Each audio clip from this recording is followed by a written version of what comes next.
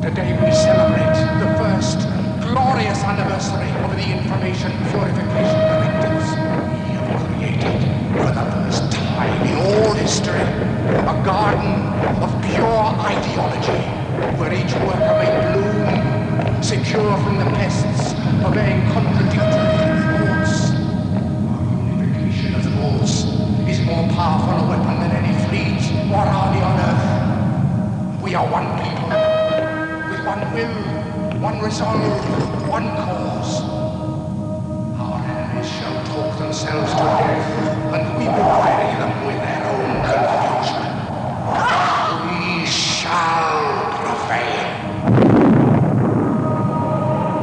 On January 24th, Apple Computer will introduce Macintosh. And you'll see why 1984 won't be like 1984.